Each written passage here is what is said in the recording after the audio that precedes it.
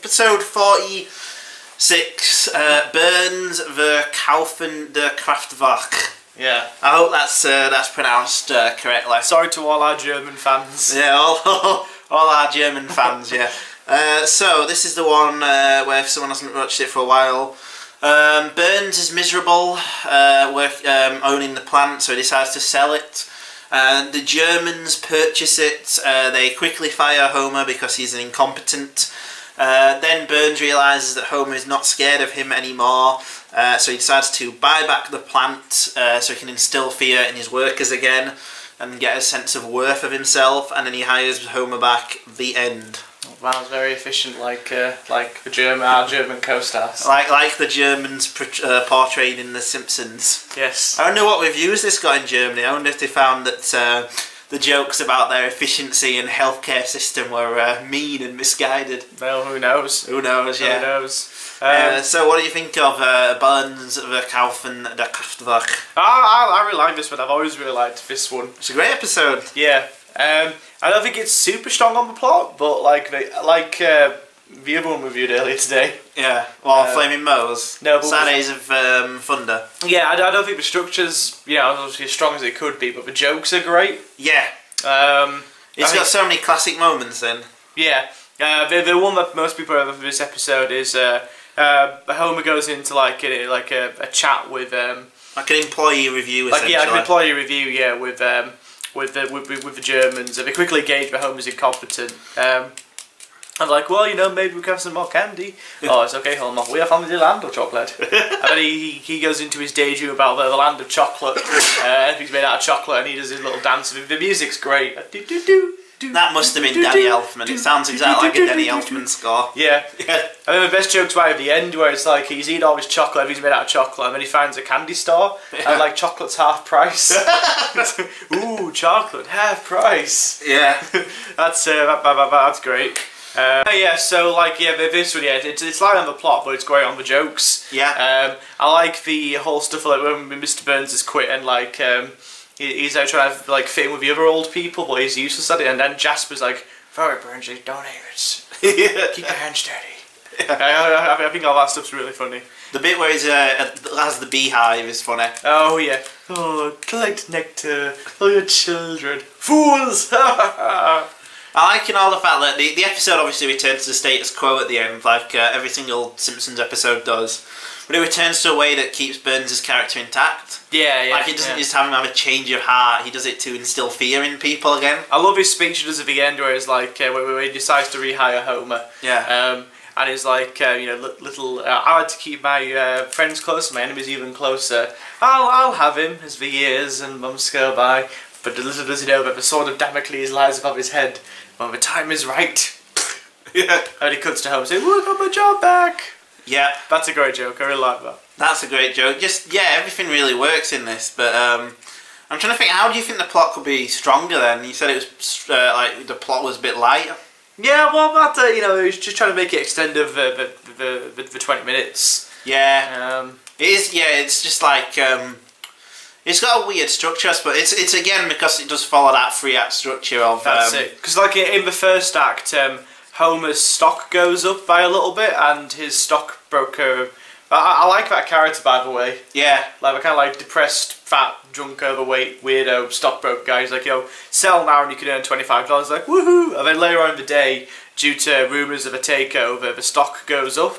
Yeah. I think the stock would go down now. It depends. Yeah, I think if it was today, I think the stock would go down. Well, that's the 90s for you. But I think it depends on who was going to take it over. If you had a car shop and it was going to be bought up by Volkswagen, it'd become massive. That's true, but it was more like the insureness of it. Like, who was going to buy it out? There's probably a chance of layoffs. Well, the reasonable thing to have done, I don't know why I didn't do it actually, would have been to have it announced that the Germans were taking over. And then you establish that they're a massive company, so the stock goes up. The stock would go up then, In fact, the logical thing to do is to have, his stockbroker calls, says, they're selling the company, your stock might become worthless, sell it now at this reduced rate, he does. And then it turns out that the stock becomes massive and he's the only one who sold it. Yeah. That would have made more logical plot and character sense. That would make more sense, yeah. Instead of what we went for. But I think we wanted like the reveal of like, you know, who was going to... yeah, it didn't quite tie up now that I think about it. That would have made more sense. Yeah. Yeah. But it's a bit weird and all that Homer's the one who instigates them to buy it because they're just hanging out in Moe's. That's it, yeah. But yeah, so then, the sale is made, and then the stock goes up, and then everyone's buying all these cars and stuff, and you have the great jokes where like, you know, our family's safe now, everything's gonna be okay, kids. Yeah. And then of course like he's spending it all on beer. Yeah. That was all strong. I think that it needed more time and all for like if they'd have sold the plant earlier and integrated that a bit better, I think it would have worked. It tries to do a lot of stuff.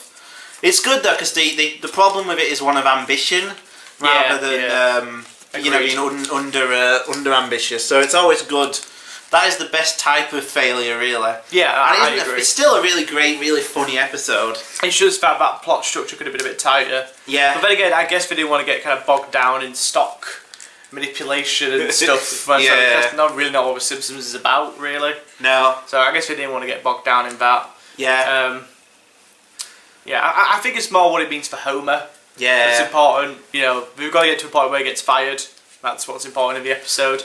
But no, I saw all the jokes are fun. I like, I do like when one of the German guys, the least threatening one, has the sit around with the staff and like, you know, I'm gonna have some frank talks with our safety inspectors. Like nuclear liquid is like dripping into like a pot on the floor.